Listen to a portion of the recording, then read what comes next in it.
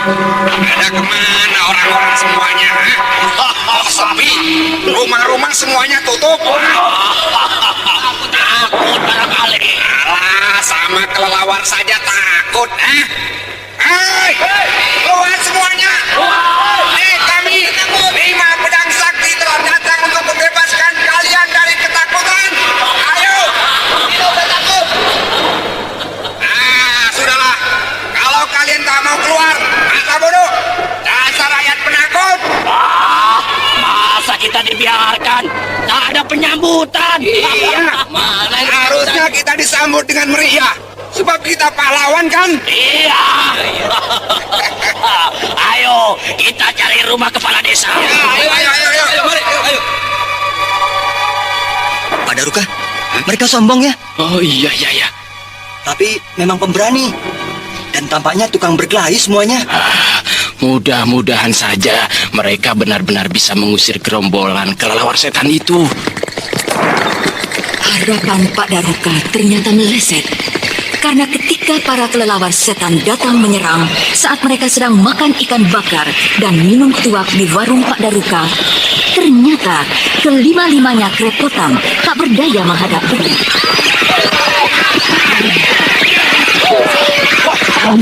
Aku habis. Senjata rahasia mereka habis. Padahal gerombolan kelelawar malah makin banyak.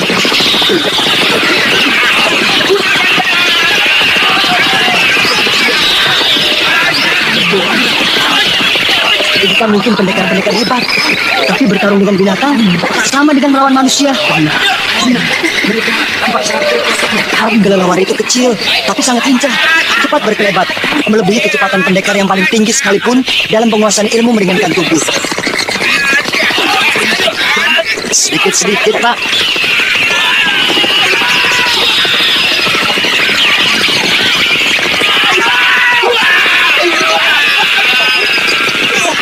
Mengerikan. Ribuan kelelawar merencah tubuh kelima pendekar.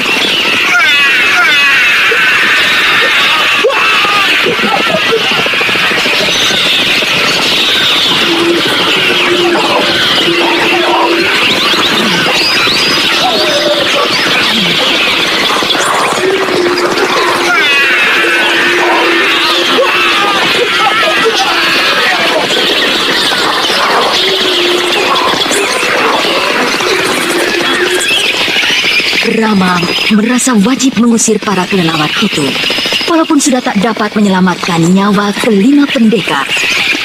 Agar Pak Daruka tak tahu kemampuannya, maka disuruhnya Pak Daruka sembunyi dalam peti. Sesudah itu, barulah dia loncat menuju ke medan laga.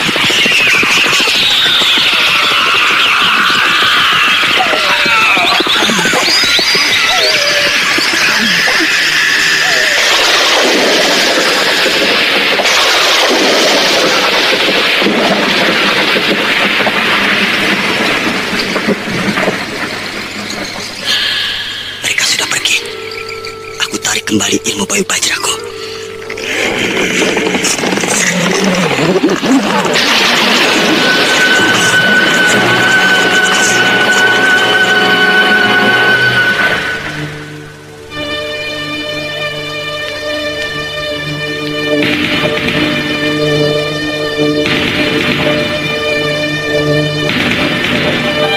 Rama, Ya, Pak. sini. Ada apa, Pak?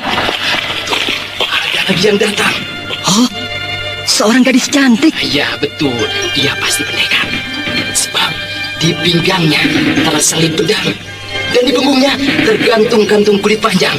Pasti berisi senjata. Bukan senjata. Paling isinya kain dan kebaya. Saya dekati, ah. Dasar anak muda, tak saya lihat gadis cantik.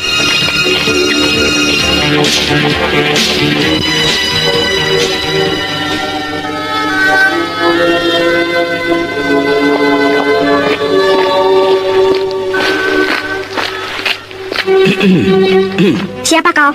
Saya, Brahma.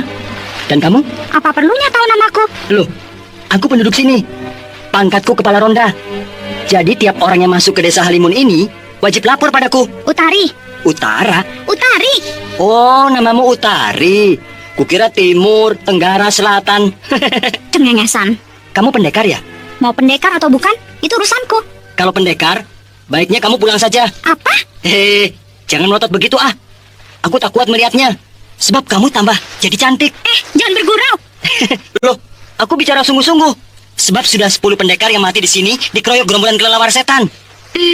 Nah, kamu jadi takut kan? Takut? Apa itu takut? Aku tak tahu apa yang namanya takut. Lah, bodoh banget. Takut itu pisang raja yang digoreng pakai tepung. Sinting. Dia, tunjukkan rumah kepala desa. Mau ngambil hadiah ya? Oh, hancurkan dulu para kelelawar setan itu.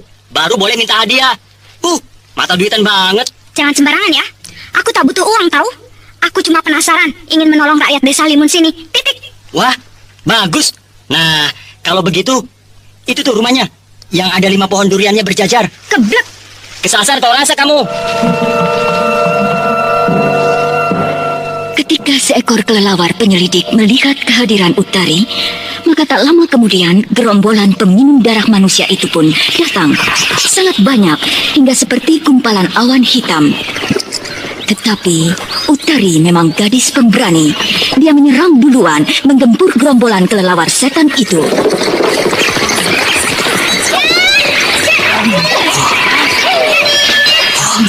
Bukan main.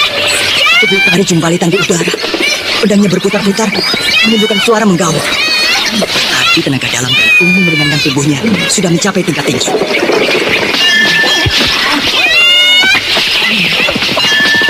Puluhan kelelawar setan itu hancur. Tubuhnya porat-parit digempur pedang gadis itu. Utari pintar. Dia lindungi tubuhnya dengan putaran pedang. Tubuhnya seakan dibungkus gulungan sinar putih.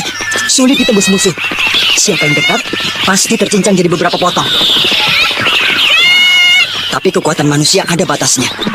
Daya tahan Utari tak akan sebanding dengan jumlah kelelawar yang tak terhingga banyaknya itu. Nah, secara perlahan tapi pasti, gerakan Utari mulai menurun. Iya, aku harus membantunya. Tapi kali ini, aku ingin menghancurkan gerombolan pembawa petaka itu.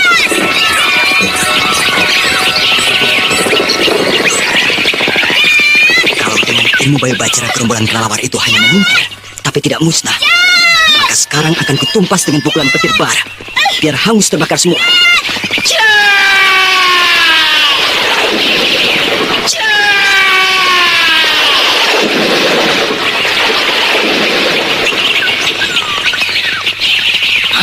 Halilintar, di siang bolong begini kok ada petir? Apa mau hujan? Tapi hujan terang. Dewata yang agung. Brahma, ya Brahma. Dia lari-lari, lompat-lompat, mengelilingi gerombolan kelelawar sambil bertepuk tangan. Dari kedua tangannya keluar api. Ya, api berkobar-kobar membakar gerombolan kelelawar itu.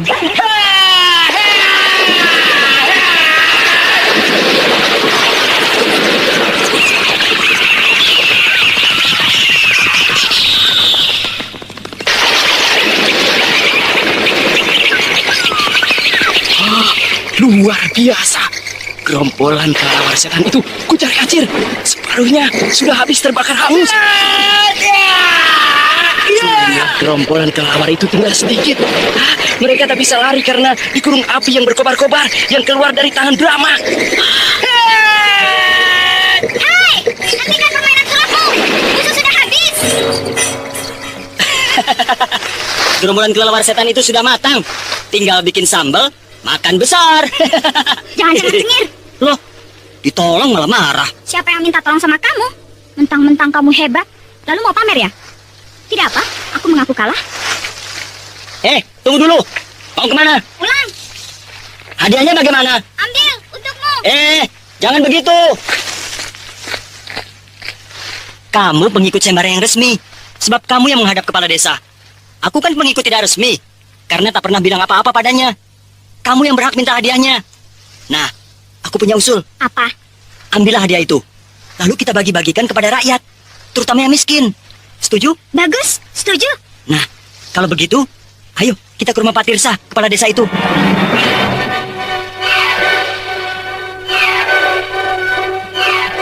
Demikianlah, hadiah itu lalu diambil dan dibagi-bagikan kepada warga desa Halimun.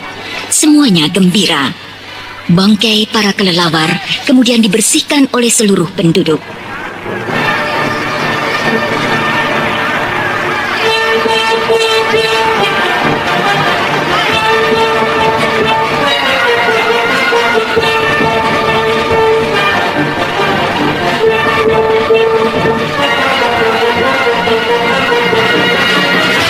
Brahma!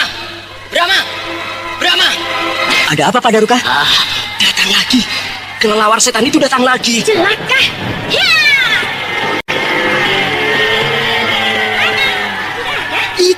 Itu di angkasa. Sekelompok kelelawar bergerombol di udara. Dan itu apa? Manusia? Iya, itu manusia. Manusia bisa terbang? Dia tidak terbang, tapi duduk di atas rentangan tali temali yang diikatkan ke badan kelelawar. Perhatikan, di tengah kelompok kelelawar itu ada 5 ekor yang membentuk jarak teratur. 1 di depan, 2 di kiri, dan 2 di kanan. Satu sama lain merentangkan tali yang diikat pada tubuh ke-5 ekor kelelawar itu. Dan orang itu duduk pada tali tersebut. Hebat. Betapa tinggi ilmunya. Ilmu sihir. Orang itulah yang menyihir para kelelawar. Mereka dihimpun dengan kekuatan sihir, lalu dipergunakan untuk menyerang manusia. Berdebah. Jahat benar. Dia dikawal oleh 50 ekor kelelawar yang ukurannya 2 kali lipat lebih besar daripada kelelawar yang menyerang kita. Aku yakin kamu sanggup menghancurkan ke-50 ekor kelelawar pengawal itu. Sanggup. Aku yang akan membereskan orang itu dalam malapetaka. Bagaimana caranya? Kita tidak bisa terbang. Sedangkan mereka juga tak mau turun dari udara. Gampang. Aku punya teman, biar ku panggil.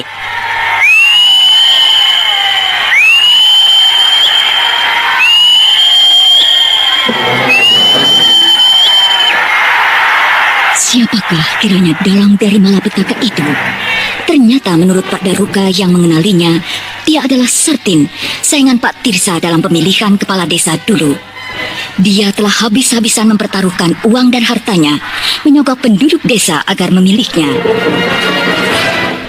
Tetapi karena dia agak sombong dan keras, mudah marah, maka Pak Tirsa yang sabar bijaksana yang terpilih. Karena sangat kecewa, lalu dia menjadi seperti orang gila, suka tertawa-tawa sendiri. Dan sejak 3 tahun yang lalu, Sartin menghilang tak tentu rimbanya. Kini dia datang membalas dendam dengan para anak buahnya. Nah, itulah sahabatku. Sahabatku? Iya, lihat saja nanti siapa dia.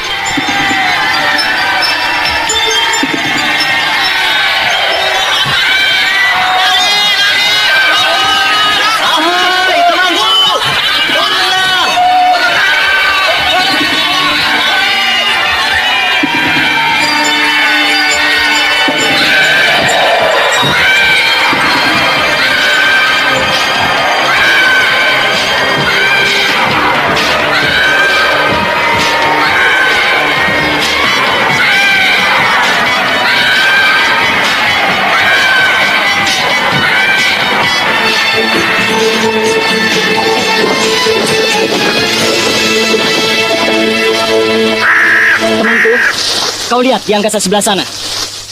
Orang yang berpakaian putih-putih bersama para kelelawar itu jahat sekali, punya ilmu sihir. Dan dengan ilmu sihirnya, dia telah menyengsarakan rakyat desa Halimun sini. Dia harus dihabisi. Nah, bawalah aku naik di punggungmu, menyerbu orang itu.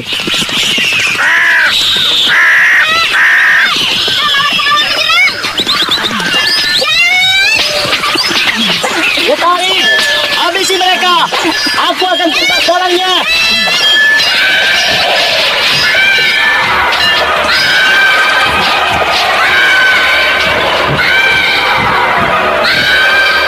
Brahma naik burung Raja Wali raksasa menyerang Sartin, tapi segera disambut dengan asap hitam yang keluar dari tangan Sartin. Brahma cepat menyapu asap hitam itu dengan angin ciptaannya, ilmu pemberian gurunya Astagina. Kemudian Sartin menyerang dengan semburan api, tapi dibasmi dengan hujan buatan Brahma. Lalu terjadilah pertempuran udara mati-matian antara Sartin dan Brahma. Celaka, ke-5 ekor kelelawar tungganganku mati semua.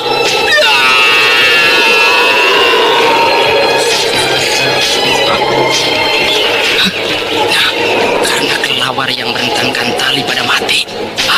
Sartin jatuh meluncur ke bumi.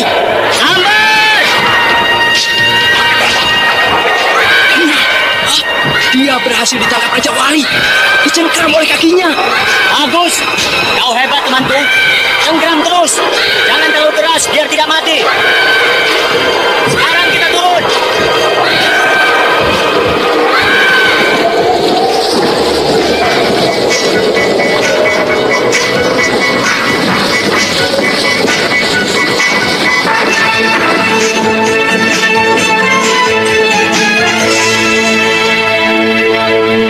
Sartin yang sudah menyerah tak berdaya, akhirnya diserahkan kepada Pak Tirsa. Langsung diikat dengan rantai besi, akan diadili di Kadipaten Linggam.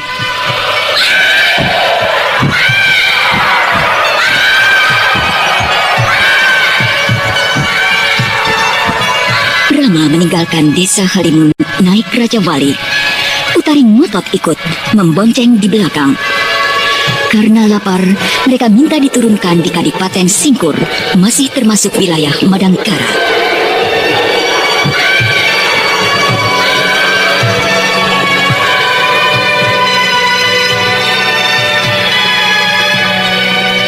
Utari agak terkejut mendengar bahwa Brahma berasal dari kampung Camparing. Tampaknya, Utari tahu banyak mengenai keadaan dan riwayat kerajaan Madangkara.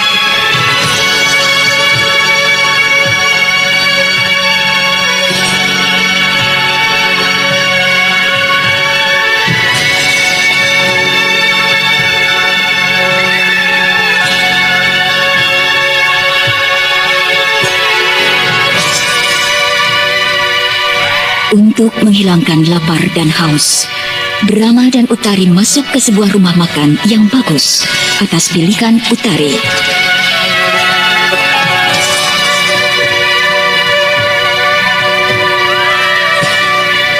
Saat itu, lewatlah rombongan wakil Kanjeng Adipati Prahasta bersama tamunya, seorang gadis cantik yang menunggang kuda putih, Gusti Ayu Dewi Mantili, kesayangan Sri Baginda Maharaja Kuntala.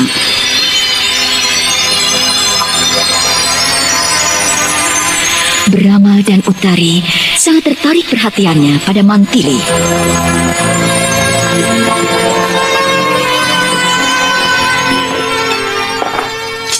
Berapa semuanya, Pak? 3 ringgit, Neng. Nih, Brahma, aku yang bayar. aku juga boleh bayar kan? Boleh, tapi... Besok saja. Kalau makan di sini lagi, kamu yang bayar. Iyalah, Tuh, Pak. Uang ringgit biasa saja, Den. Uang emas ini tak ada kembalinya. Saya tak punya. Semuanya emas. Lihat, Hah? Uang emas sekantung besar? Brahma, uangmu banyak sekali. dikasih kakek Astagina. Wah, bagaimana? Tak ada kembalinya, Den. Uangku saja, nih. Terima kasih, Neng. Kebetulan di Kadipaten Singkur sedang ada keramaian. Ada sandiwara keliling dari desa Gingkilaban dan hiburan-hiburan lain seperti doger, topeng, sulap, dan gelut.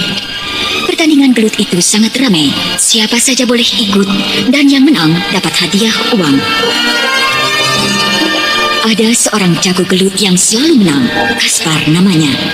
Badannya besar, tegap, berbulu seperti gorila. Karena sudah tak ada yang berani melawan Kaspar, maka Brahma pun tak dapat menahan diri untuk terjun ke gelanggang. Tentu saja dengan mudah Brahma menang karena dia pakai tenaga dalam. Brahma bermaksud memberikan uang hadiah gelutnya kepada para pengemis dan gelandangan. Oleh karena itulah, ia mengajak Utari jalan-jalan mencari mereka.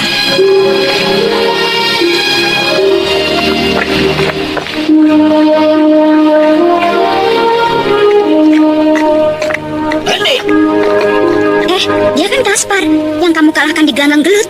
Iya. Jangan ketawa. Dalam gelanggang gelut, aku memang kalah. Tapi dalam pertarungan bebas, belum tentu. Lalu, apa maksudmu? Ayo, sekarang kita bertarung lagi. Pertarungan bebas, ayo. Jangan dendam. Kalau kalah ya sudah. Aku juga tak cari musuh kok. Cuma sekedar mau meramaikan pasar malam saja. Jangan banyak omong. Dia mau uangnya barangkali. Begitu. Nih, ambillah semuanya. Aku tidak butuh uang. Butuh ini. Iya. Kamu bisa jurus ya? Lumayan. Coba ini.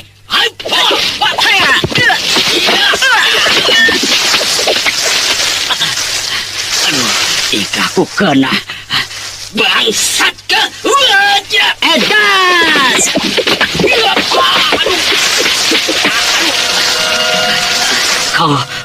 Kau jago. Iya, aku adalah jagoan. Keroyok, ayo. Oh, ini kan semuanya yang ikut bertarung di gelanggang gelut. Iya, Aseng, Rastam, Jakun, dan Kardis. Ya, benar. Rupanya satu komplotan mereka. Jangan banyak cincang. Utari, sekarang kamu yang maju. Pemimpinnya sudah kujatuhkan.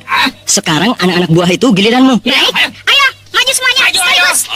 Ya. Sombong kali perempuan ini.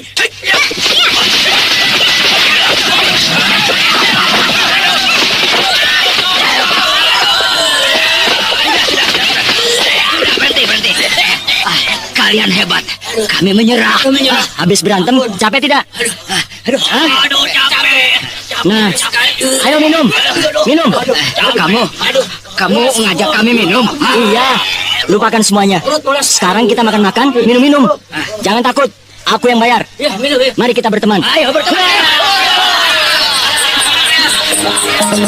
Ya, Brahma dan Utari mengangkat mereka sebagai teman.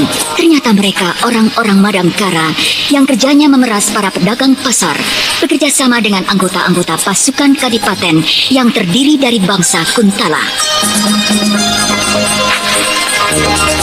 Brahma dan Utari menyadarkan mereka agar jangan memeras bangsa sendiri, tapi justru harus bersatu melawan penjajah. Rupa-rupanya mereka mau mengerti.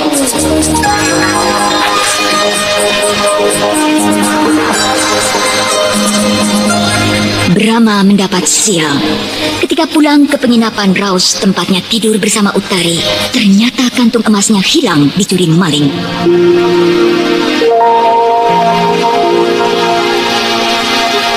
Brahma bermaksud akan menemui Kaspar yang menguasai daerah itu besok pagi. Dia pasti tahu siapa pencurinya.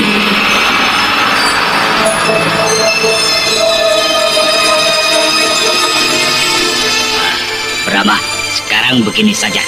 Untuk menghemat waktu, apakah kamu mencurigai seseorang atau tidak?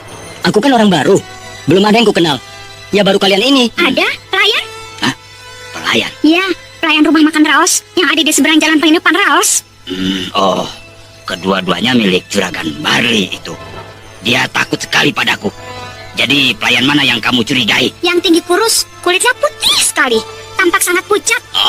Ada tai lalat di lehernya. Iya, ada. Oh, si Gantar. Iya, si Gantar itu. Kenapa dicurigai? Ya. Ketika melayani kami makan, dia yang lihat Brahma mengeluarkan kantung uang emasnya. Baik.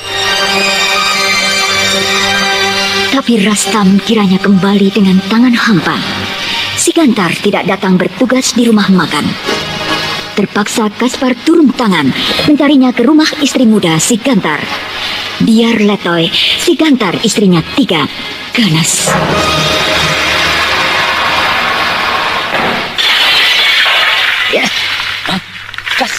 Kaspar, Sedang hitung uang emas, eh? Waduh, sejak kapan kamu kaya? Ayo. Jangan Kang Kaspar. Jangan apa, Ana? Memangnya aku mau apa? Jangan sakiti suami saya. Itu bagaimana nanti saja. Diam kamu. Duduk di balai-balai sana, di pojok. Ayo. Iya. Gantar. iya. Kenapa celanamu basah? Gantar ngompol. Kamu pandang sebelah mata padaku. Tinggal di wilayahku, tapi berbuat semaumu tanpa bilang apa-apa padaku. Tahu nggak? Orang yang kamu malingi itu kawanku. Benarkah? Itu, lihat. Itu mereka datang.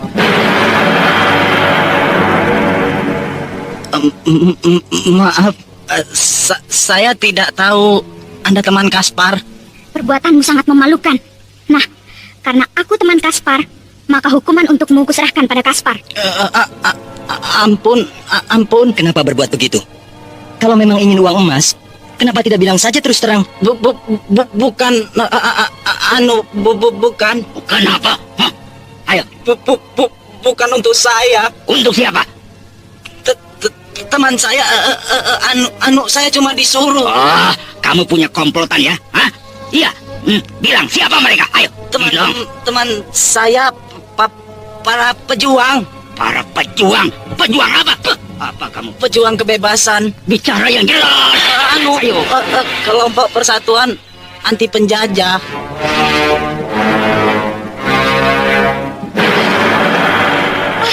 Benarkah? Iya, saya mencuri untuk biaya perjuangan melawan bangsa Kuntala. Sungguh tak kusangka. Ternyata kita satu paham. Ketahuilah, kami juga anti penjajah. Benarkah? Iya, Aduh, kenapa tidak cepat-cepat ngaku, Gantar? Hampir saja lehermu ku tebas dengan pedang. Maaf, saya sungguh tidak mengira kalau Anda sekalian juga anti penjajah. Sekarang di mana teman-temanmu itu? Di Gua Jurik, dekat air terjun Galindeng. Markas kami di sana. ayo kita ke sana. Jangan sekarang. Siang ini mereka tidak kumpul. Nanti malam baru. Baik, nanti malam kita ke sana. Semua uang emas itu akan kusumbangkan pada mereka. Oh ya, waduh, terima kasih.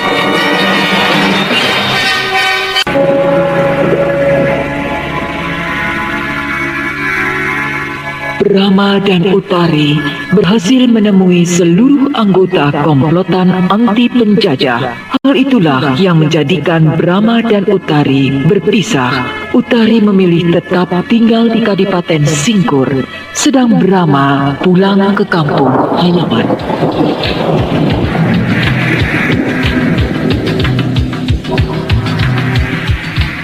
Brahma akhirnya sampai di kampung Jamparing, tempatnya dilahirkan.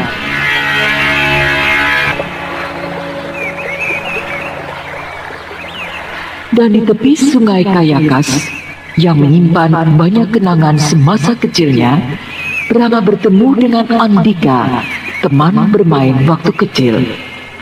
Tetapi, Andika tidak menceritakan keadaan ibu Brahma.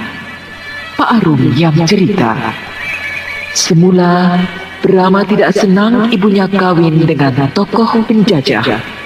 Tetapi dengan bijak, Pak Arum meyakinkannya bahwa Senopati Ardalepa benar-benar bangsawan sederhana dan cinta kasih pada rakyat jelata.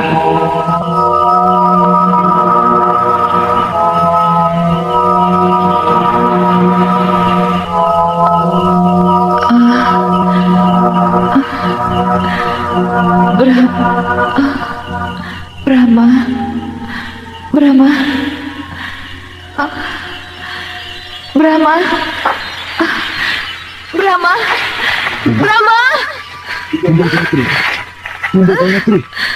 Brahma, Brahma. Dinda Gayatri. Kanda. Rupanya Dinda telah bermimpi.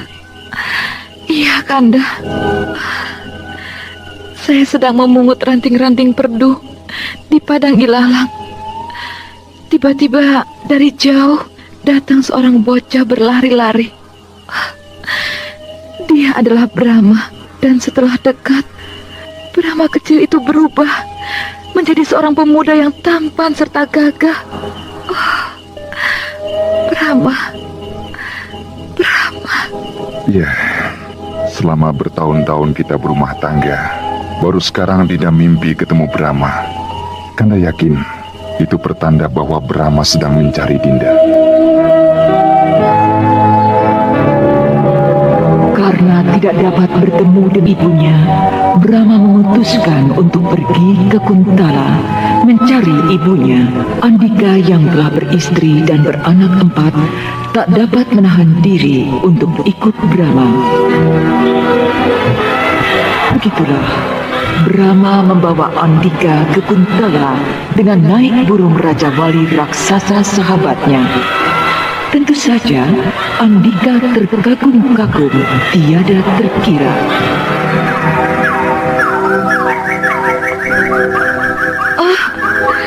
Semua burung pada berkicau. Iya, heran. Betapa indahnya.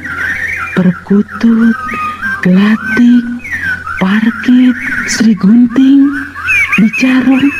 Ya, semua burung peliharaan pada berbunyi. Hai, Ramai sekali. Kanda Tumenggung, cepatlah kemari. Lihat dan dengar. Semua burung di rumah kita bernyanyi riang gembira. Ada apa ya? Baru sekarang terjadi begini? Akan ada Brahma. Brahma? Iya. Hamba selalu yakin bahwa dia masih hidup. Mudah-mudahan begitu, Dinda Gayatri. Kanda pun sering berdoa. Semoga putra Dinda akan muncul dengan membawa bahagia. Sementara itu, Brahma dan Andika telah selamat sampai di Kuntala. Mereka kagum melihat kota yang begitu besar, megah, dan kaya. Karena kebingungan tak tahu arah, akhirnya mereka nekat mengikuti serombongan prajurit berkuda berseragam mewah, indah, karena pasti akan menuju ke keraton.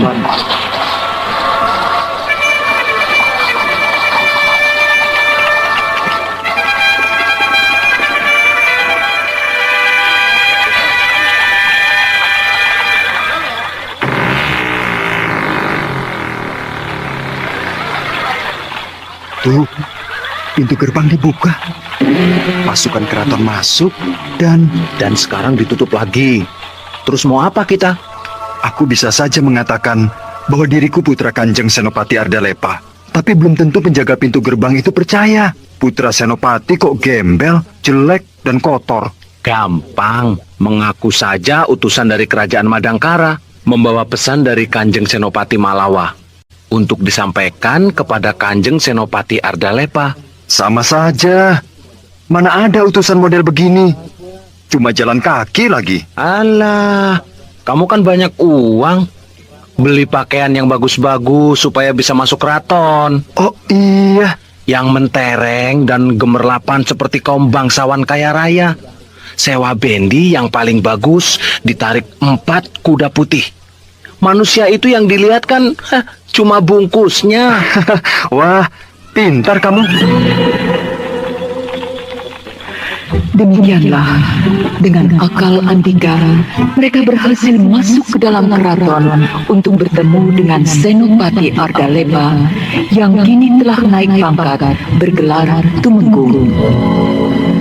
Mereka dipersilahkan menunggu di Paseban Utama.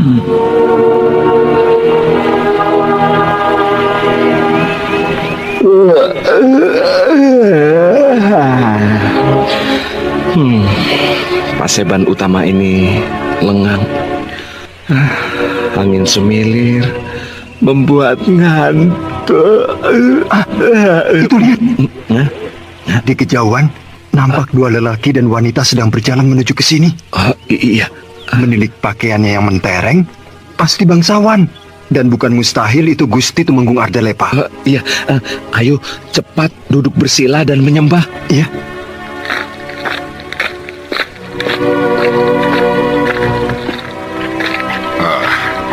Kenapa tuan-tuan mengatur sembah? Bukankah kita sederajat? Ampun, Gusti Tumenggung. Gusti Tumenggung, berdirilah. Dan mari kita sama-sama duduk di balai tetamu. Daulat Gusti Kanjeng.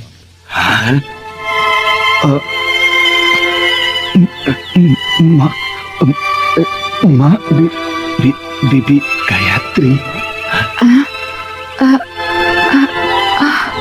Ada apakah tuan berdua bersikap seperti itu? Memandang tak berkedip pada istri saya. Ampun, Gusti Tumenggung. Bolehkah hamba mewarta nama asli Gusti Ayu Putri? Silakan. Kalau tuan mengetahui nama asli istri saya. Nama asli Gusti Ayu Putri adalah Gayatri dari kampung Jamparing di Kerajaan Madangkara. Benar, tuan. Mak, aku Brahma, Mak. Brahma? Iya, aku Brahma, anakmu. Ini, lihat betis kakiku yang sebelah kiri. Goresan cacat memanjang, bekas sabetan golok Paman Arum waktu kecil membelah kayu bakar. Dan ini, lihat pedang ini. Pasti Mak kenal pedang hadiah dari Panglima Bernawa waktu aku masih kanak-kanak, Mak. Mak, Oh, Dinda, Dinda. Oh, dia pingsan. Bibi Emban, Bibi Emban.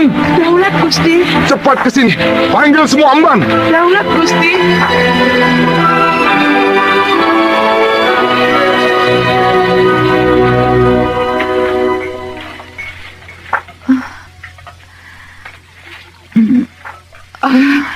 Gusti Putri sudah sadar.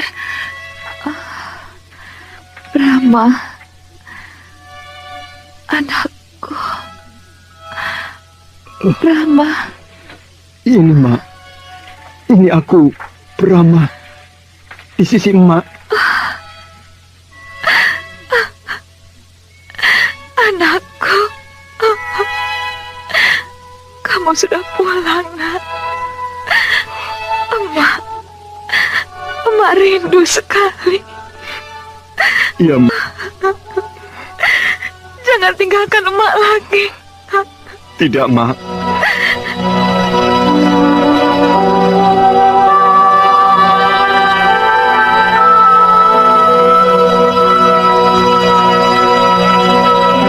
Semuanya gembira dan bahagia dan tidak tanggung-tanggung untuk merayakan kembalinya Brahma ke ibunya. Tumenggung Ardalepa membuat pesta besar. Bahkan Sang Prabu sendiri berkenan hadir.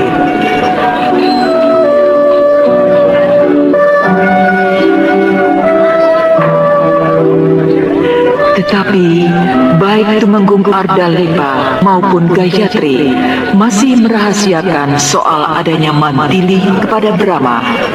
Khawatir akan mengurangi kebahagiaan Brahma yang sedang memuncak.